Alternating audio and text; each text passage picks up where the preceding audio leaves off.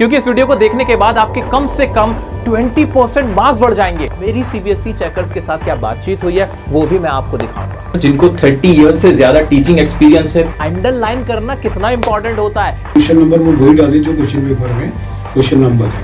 Paper सीधा शुरू करना चाहिए कि उल्टा?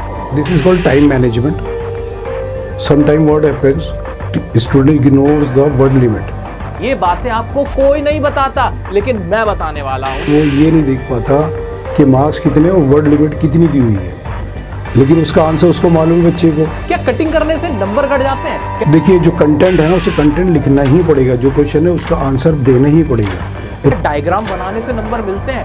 Yes, it actually depend totally on the subject. बहुत सारी तरह के कलर के पेन यूज करने से फायदा होता है। जो काम होना था वो हो चुका, जितना पढ़ना था वो पढ़ चुके।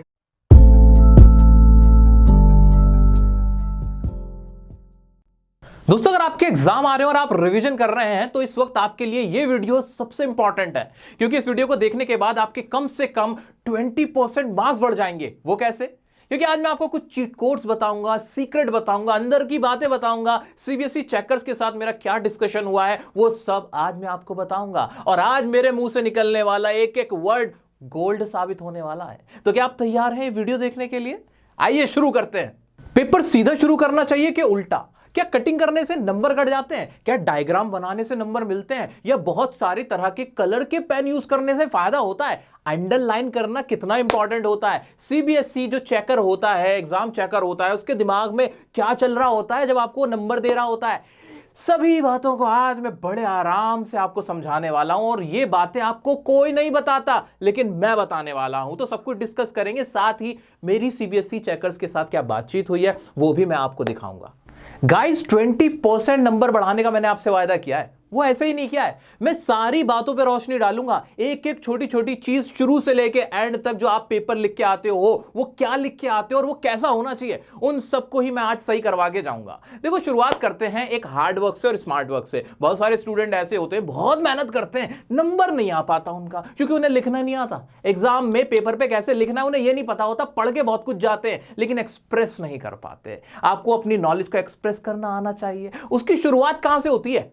उसकी शुरुआत होती है आपकी आज से, या अभी से। कैसे? जो आप रिवीजन कर रहे हो। अभी रिवीजन कर रहे हो ना, लिख लिख कर भी देख रहे होंगे, बोल बोल कर भी पढ़ रहे होंगे, लेकिन वो जो पढ़ाई है, क्या वो आपका तरीका सही है? वो मैं सबसे पहले आपसे डिस्कस करना चाहता हूं, क्योंकि revision time is the best time. दोस्तों, आपके एग्जाम में कितने नंबर आएंगे इस बात का फैसला अभी हो चुका है आपके रिवीजन के टाइम पर। या तो आपको 20 नंबर फालतू मिल जाएंगे या 20 नंबर कम मिलेंगे, क्योंकि जो हम रिवीजन के टाइम पर लिख कर देख रहे होते हैं, जिस तरह से हम लिख रहे होते हैं, सेम टू सेम चीज हम अपने एग्जाम में भी लिखेंगे। और एग्जाम में तो प्रेशर भी होता है, नर्वस भी होते हैं, वहां तो हाथ पैर वैसे ही फूल जाते हैं। इसलिए आज जो भी मैं आपको बातें बताऊं कि कटिंग करनी है कि नहीं, आपको डायग्राम बनाना है कि नहीं, कहां से पेपर शुरू करना है, कौन सा क्वेश्चन पहले करना है, कितने पॉइंट्स लिखने हैं, इन सभी क्वेश्चन के आंसर जो मैं आज आपको देके जाऊंगा, उन सभी चीजों को आज आप जब लिख के देख रहे हो ना अपने अपने आंसर, उसमें अप्लाई करना। जब उसमें अप्लाई कर लोगे ना तो आपको कॉन्फिडेंस आ जाएगा। एग्जाम में जाकर बैठोगे ना तो आपको कोई नई बात नहीं लगेगी, दिमाग पे प्रेशर नहीं डालना पड़ेगा, क्या बताया था सर ने, क्या टिप थी, नहीं, पहले से उसे अप्लाई कर लेना। ठीक है, कर सकते हो ना इतना? ये मुझसे वादा करो, कमेंट में लिखो यस। बहुत सारे स्टूडेंट एग्जाम के दिन भी लेट जाते हैं, और वो लेट इसलिए हो जाते हैं क्योंकि उनकी आंख नहीं खुल पाती। उनकी आंख इसलिए नहीं खुल पाती क्योंकि वो सो नहीं पाते। वो सो इसलिए नहीं पाते क्योंकि उनको भूख नहीं लगती है, और उनको भूख इसलिए नहीं लगती क्योंकि उनको टेंशन हो रही होती है। और टेंशन हो रही होती है तो माइंड को रिलैक्स रखो, कूल रहो।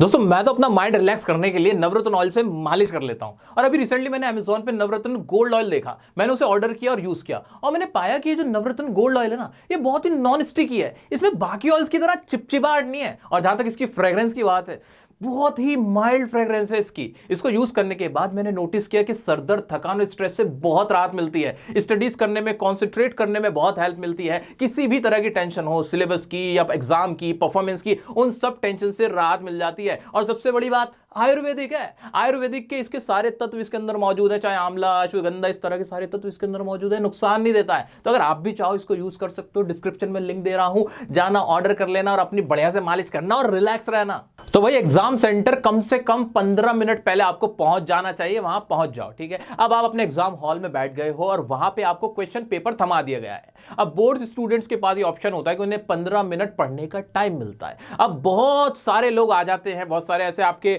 दोस्त, साथी, आपके सीनियर्स आपको बोलेंगे कि उस 15 मिनट में ना आंसर सोचने लगो, लिख लो, ये कर लो, वो कर लो। नहीं भाई नहीं, यहां पे कोई शॉर्ट ट्रिक मत लगाना, ओवर स्मार्ट मत बनना। पता क्या होता है, हम बहुत बार ऐसा कर देते हैं कि हम क्वेश्चन ही ठीक से नहीं पढ़ते और उसका आंसर कुछ का कुछ लिख के आ जाते हैं। कोई पेपर ऐसा आ रहा होगा जो ट्रिकी पेपर होगा उस सेशन का या उस सीजन का, आपके लिए जानबूझ के ऐसा क्वेश्चन डाला होगा जहां एक छोटा सा वर्ड आपका पूरा आंसर चेंज कर सकता है। आपने क्या किया, उन 15 मिनट को सही से पढ़ने में ना लगाकर आंसर सोचने में और लिखने में लगा डाला, जहां पे आपने सारा एकदम गुड़ गोबर कर दिया। ऐसा मत करना। आपको करना क्या है, 15 मिनट क्वेश्चन पढ़ने को दिए ना, किसी ने सोच समझ के दिए। आप 15 मिनट आराम से पढ़ो, रिलैक्स होके, ये सोच के कि क्या क्वेश्चन में पूछा गया है, बस ये पढ़ना है आपको आराम से रिलैक्स होके। पेपर अटेम्प्ट करना कहां से शुरू करें? क्या 1 2 3 शुरुआत से शुरू करें सीक्वेंस वाइज, या उल्टा पेपर शुरू कर दे 10 9 8 7, या फिर जो आंसर सबसे ज्यादा अच्छे से आता है वो पहले अटेम्प्ट करें? इन सभी सवालों का एक जवाब है जो मैंने आपके लिए सीक्रेटली पता किया है। वो ये है कि जितने भी पेपर चेकर्स होते हैं वो चाहते हैं उनको आसानी हो पेपर चेक करते वक्त, क्योंकि उनके पास बहुत सारी शीट्स होती हैं। अगर आप सीक्वेंस वाइज आंसर लिखते हो तो उनको आसानी होती है, वो पेपर को ज्यादा अच्छे तरीके से चेक कर पाते हैं। लेकिन अगर आपने कोई सवाल का जवाब कहीं लिखा है, किसी सवाल का जवाब कहीं लिखा है, उसमें पेपर चेकर्स भी कंफ्यूज हो जाते हैं और हो सकता है कि कोई ना कोई आंसर स्किप हो जाए। तो अगर आपको अच्छा इंप्रेशन डालना है तो पहली प्रायोरिटी तो यह है कि आप सीक्वेंस वाइज पेपर को अटेम्प्ट करें। पहला क्वेश्चन पहले, सेकंड, थर्ड, फोर्थ, इस तरीके से करें। अगर आप ऐसा नहीं करना चाहते, आपको आंसर बिल्कुल नहीं आता, आप कंफ्यूज हो, तो सेकंड चीज ये याद रखें कि अगर कोई भी आप बीच में से क्वेश्चन उठा रहे हो, मान लो फोर्थ क्वेश्चन का आंसर आप पहले लिख रहे हो, तो फोर्थ के बाद फिफ्थ करने की कोशिश करो, सिक्स्थ करने की कोशिश करो, वहां सीक्वेंस फॉलो कर लो। मान लो फर्स्ट क्वेश्चन था, फर्स्ट के 3 पार्ट थे, तो ऐसा करो कि तीनों पार्ट के आंसर एक साथ लिखो। ऐसा नहीं कि फर्स्ट क्वेश्चन का फर्स्ट पार्ट का आंसर यहां लिख दिया और लास्ट में पेपर के एंड में जाके सेकंड का आंसर लिख दिया। ऐसा मत करना, जो आपका पेपर चेक करे उसको कंफ्यूज मत करना। तो यह है बेस्ट एक टेक्निक। अगर आप पेपर अटेम्प्ट कर रहे हो तो इन बातों का ख्याल रखते हुए आपको पेपर अटेम्प्ट करना है। एक और चीट कोड मैं आपके सामने रिवील करने जा रहा हूं, ध्यान से सुनिए। आपके एग्जाम में इस तरह का क्वेश्चन जरूर आता है, राइट एनी 4 पॉइंट्स, किन्हीं 4 बातों को लिखिए, किन्हीं 3 बातों को लिखिए, तो वहां आपसे पॉइंट पूछे जाते हैं, है कि नहीं? इस तरह के क्वेश्चन में कोशिश करो कि हमेशा 1 पॉइंट फालतू लिख कर आओ। ऐसा क्यों कि अगर मान लो आपके उन 4 पॉइंट्स में 1 पॉइंट गलत भी हो गया तो एग्जामिनर इतना कर देगा कि उस पॉइंट को कंसीडर ना करके आपको 1 नंबर एक्स्ट्रा दे देगा आपके एक्स्ट्रा पॉइंट के लिए। तो यह काम जरूर करके आना, अंदर की बात है, किसी को बताना मत, लेकिन करके जरूर आना। कभी भी पॉइंट्स में आंसर करना हो तो 1 पॉइंट एक्स्ट्रा करना है। एक टॉपर की आंसर शीट में और एक एवरेज स्टूडेंट की आंसर शीट में एक सबसे बड़ा डिफरेंस यह होता है कि एक टॉपर ना डायग्राम बनाता है, डायग्राम का सहारा लेता है, वो भी पेंसिल से। आपको भी यही काम करना है कि अगर किसी क्वेश्चन के आंसर में, मान लीजिए कोई आपका मैथमेटिक्स का क्वेश्चन है या कोई साइंस का क्वेश्चन है, सोशल साइंस का क्वेश्चन है, जहां आपको जरूरत लगती है कि डायग्राम बनाया जा सकता है, आपके चैप्टर में उसका डायग्राम था, तो डायग्राम जरूर बना के आना, वो आपको मार्क्स दिलवाएगा। ये नहीं कि आप बस लिखे चले जा रहे हो डिटेल में और डायग्राम का इस्तेमाल किया ही नहीं। डायग्राम पेंसिल से बनाना, पेन से मत बनाना, उसको कलर में बनाने की जरूरत नहीं है, बहुत सारे कलर्स का इस्तेमाल नहीं करना है। लेकिन याद रखो, जहां भी जरूरत लगे, बड़े नंबर का क्वेश्चन है, 4 नंबर का, 5 नंबर का क्वेश्चन है, वहां पे डायग्राम जरूर बना के आना। इंप्रेशन आपका अच्छा जाएगा पेपर चेकर्स की तरफ। कौन से कलर के पेन का इस्तेमाल करें आंसर लिखते हुए जो हमारा आंसर बहुत अच्छा दिखे? याद रखिए, नीला, पीला, काला, हरा, बहुत सारे कलर्स को यूज करने की कोई जरूरत नहीं है। अगर आपने आंसर सही लिखा हुआ है तो आपको पूरे नंबर मिलेंगे। ज्यादा से ज्यादा आप ब्लैक कलर का इस्तेमाल कर सकते हो हाईलाइट करने के लिए हेडिंग्स को, बस, और कोई जरूरत नहीं है बहुत सारे पेन यूज करते हुए और अपना टाइम वेस्ट करते हुए। एक और सवाल, क्या अंडरलाइन करने से मुझे बहुत ज्यादा नंबर मिल जाते हैं? नहीं, सीधी सी बात है भाई, अंडरलाइन करते हुए अपना टाइम वेस्ट मत करना। ऐसा जरूरी नहीं है कि आप अंडरलाइन ही करो सारे की पॉइंट्स को और उसमें अपना टाइम वेस्ट करो। हां, अगर आपके पास टाइम बच गया है, फालतू बैठे हुए, खाली बैठे हो पेपर करके, तो आप अंडरलाइन कर सकते हो, लेकिन यह जरूरी नहीं है कि अंडरलाइन करना ही है।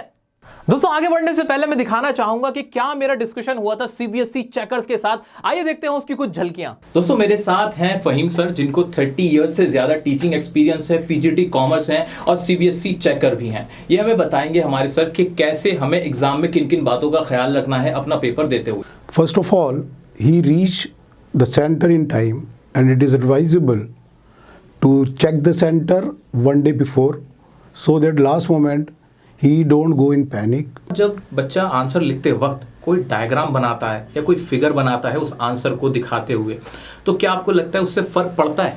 Yes, it actually depends totally on the subject. Like in business studies, if he is giving the picture, that will give the positive effect while checking the answer sheets. If it is very good if he is giving the diagram of the related topic.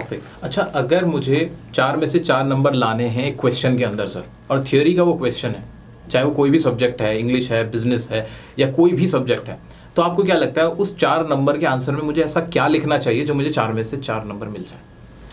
देखिए, जो content है ना, उसे content लिखना ही पड़ेगा। जो question है उसका आंसर देना ही पड़ेगा, इर्रेस्पेक्टिव कि वो कितना उसने ज़्यादा वर्ड लिखे कितना कम लिखे।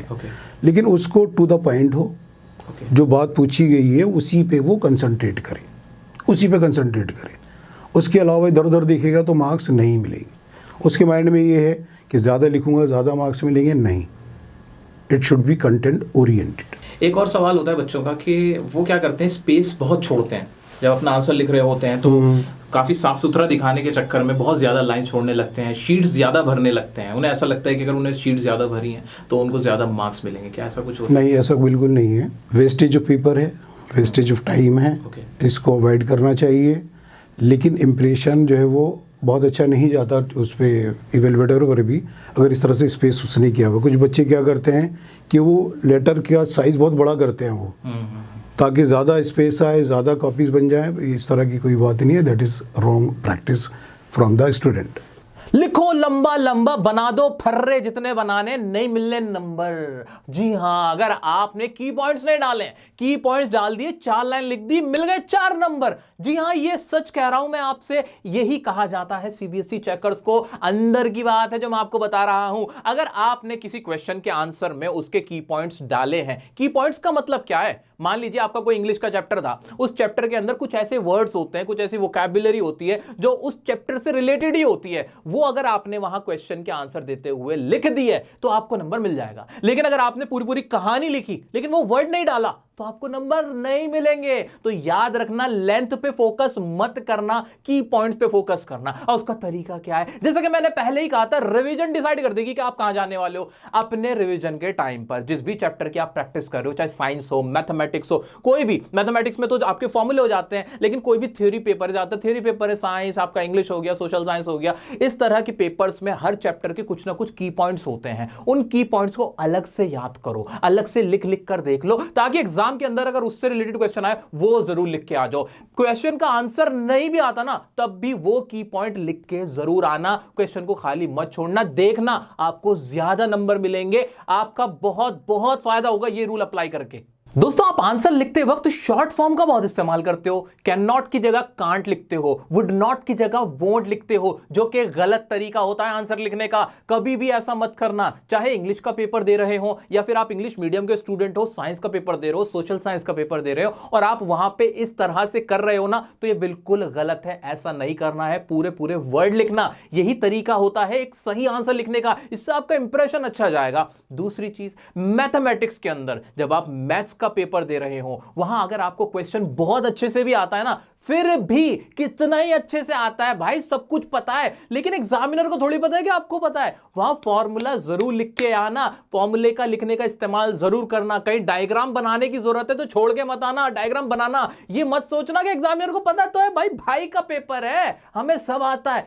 ना। भाई उसे नहीं पता, उसे नहीं पता ये पेपर किसका था, किसकी शीट थी। आप डायग्राम जब बनाने की जरूरत हो किसी क्वेश्चन के अंदर, डायग्राम बनाओ, फॉर्मूला हमेशा लिख के आओ। कोई क्वेश्चन है मैथमेटिक्स का, आपको उसका आंसर नहीं पता है, तब भी फॉर्मूला लिख के आ जाना, खाली छोड़कर कभी मत आना। ऐसे ही साइंस की अगर मैं बात करता हूं, साइंस में भी इक्वेशंस होती हैं, डायग्राम होते हैं, अमीबा के, ना जाने किस किस के, दिल के, जिगर के, बहुत सारे आपको डायग्राम बनाने होते हैं ना। तो अगर हार्ट के ऊपर कोई क्वेश्चन आए तो हार्ट का डायग्राम भी आपको बनाना आना चाहिए, पेंसिल से वो भी बना के आना। एग्जामिनर को मौके देना कि हां भाई हमें नंबर दे दो, हम नंबर लेने लायक हैं, ऐसा आपको जरूर करना है। और दोस्तों घबराने की जरा भी जरूरत नहीं है। आपको कोई भी डाउट आता है, कोई भी अभी भी कंफ्यूजन होती है ना, आप मुझे इंस्टाग्राम पे पूछ सकते हो। मैं सिर्फ और सिर्फ आपके लिए मेहनत कर रहा हूं। ये चीट कोड्स, ये डिस्कशन जो मैं सब कुछ कर रहा हूं, सिर्फ और सिर्फ आपके लिए किए जा रहे हैं। तो अगर आपको कोई प्रॉब्लम है तो मैं हमेशा आपके लिए हाजिर हूं। अब इंपॉर्टेंट बात, थियरी पेपर से रिलेटेड, अगर कोई भी आपका थियरी पेपर है जिसमें आपको क्वेश्चन नहीं सॉल्व करने होते, आंसर्स लिखने होते हैं, इस तरह के पेपर्स के अंदर आप कोशिश करो कि लंबी लंबी कहानियां मत लिखो, पॉइंट्स में आंसर करो, पैराग्राफ बनाओ, पैराग्राफ में आंसर करो। लेकिन इंग्लिश के पेपर के अंदर कोशिश करो कि ये सब चीजें ना करो, क्योंकि वहां पे जैसे लेटर का क्वेश्चन है तो उसमें आप पॉइंट नहीं लिख सकते हो ऑब्वियसली। तो इस तरह की चीज अगर थ्योरी पेपर में आप अप्लाई करते हो कि पॉइंट्स में आंसर करो, पैराग्राफ में करो छोटे छोटे, तो वो ज्यादा अच्छी लगेगी। हेडिंग्स बना के आंसर करो, सब हेडिंग्स बना के आंसर करो, और की पॉइंट्स, मैं बार बार कह रहा हूं, की पॉइंट्स सबसे इंपॉर्टेंट है, यही है जो आपके नंबर बढ़वाएंगे। की पॉइंट्स जरूर लिख के आना हर पेपर के अंदर। अब बहुत सारे बच्चों का एक और डाउट होता है, सर पेपर में कटिंग हो गई, अब क्या करूं, क्या मुझे नंबर मिलेंगे, क्या मेरे मार्क्स कट जाएंगे, है क्या होगा? अरे कोई फर्क नहीं पड़ता, थोड़ी बहुत अगर आपसे कटिंग हो गई फर्क नहीं पड़ता। लेकिन याद रखना, अगर आपने बहुत कटिंग कर दी है तो ये टीचर पे डिपेंड करता है, चेकर पे डिपेंड करता है कि उस पे इसका क्या इंप्रेशन पड़ता है। अगर कटिंग होने के बावजूद आंसर सही लिखा है तो पूरे मार्क्स भी मिल जाएंगे, लेकिन अगर कटिंग कर रखी आंसर सही भी है तो हो सकता है कि आपका मार्क वहां पे कट हो जाए, आधा नंबर, एक नंबर फ्री में आपका निकल जाए वहां से। तो कोशिश करना खुला खुला लिखो, कटिंग की जरूरत ना पड़े, स्पेस आपको छोड़ना है, 2-3 लाइन का स्पेस छोड़ना है। ऐसा नहीं करना कि पूरे आप पेजेस छोड़ रहे हो स्पेस के नाम पर, नहीं, बिल्कुल मिला के नहीं लिखना है। स्पेस बहुत ज्यादा भी नहीं छोड़ना है, 2 से 3 लाइन बस, दैट्स इट। एक पेज पे एक क्वेश्चन का आंसर लिखो, पेज चेंज करो, वो बेटर रहेगा। एक और इंपॉर्टेंट पॉइंट, अगर आपकी हैंडराइटिंग खराब है, मेरे जैसी है, फिर क्या करोगे? अरे टेंशन की बात नहीं, हैंडराइटिंग के नंबर नहीं होते। ग्रामर सही इस्तेमाल की गई हो, कीवर्ड्स का इस्तेमाल किया गया हो, साफ लिखा हुआ हो, काफी है, आपको पूरे नंबर मिलेंगे। मैंने बहुत सारे टॉपर्स देखे जिनकी हैंडराइटिंग बिल्कुल मेरे जैसी है। ये क्या मैं अपने आप को टॉपर बोल रहा हूं? हाँ बिल्कुल वही हो गया ना। तो आप भी वही हो, ठीक है? तो अगर आपकी हैंडराइटिंग खराब है कोई फर्क नहीं पड़ता, हम सब टॉपर बनेंगे, साफ साफ लिखेंगे, कीवर्ड्स का इस्तेमाल करेंगे, और जो मैंने आज आपको ट्रिक्स बताई हैं रिवीजन करते हुए आज आपको इस्तेमाल करनी है, और फाइनल एग्जाम के दिन आपको इन सब चीजों को अप्लाई करना है। देखना कम से कम 20% आपके मार्क्स और बढ़ेंगे ही बढ़ेंगे। दोस्तों छोड़े जाता हूं इस उम्मीद के साथ कि आप मेरी बताई इन सभी बातों को फॉलो करोगे और अपने मार्क्स बढ़ा लोगे। वीडियो को अगर पसंद किया हो तो आपने तो लाइक करके मुझे भी बता देना, और डिस्क्रिप्शन में लिंक दे रखा है नवरत्न ऑयल का, ठंडा ठंडा कूल अपने आप को कूल रखना। चैनल को सब्सक्राइब नहीं किया है तो प्लीज सब्सक्राइब कर लें और हमारी फैमिली का हिस्सा बन जाए।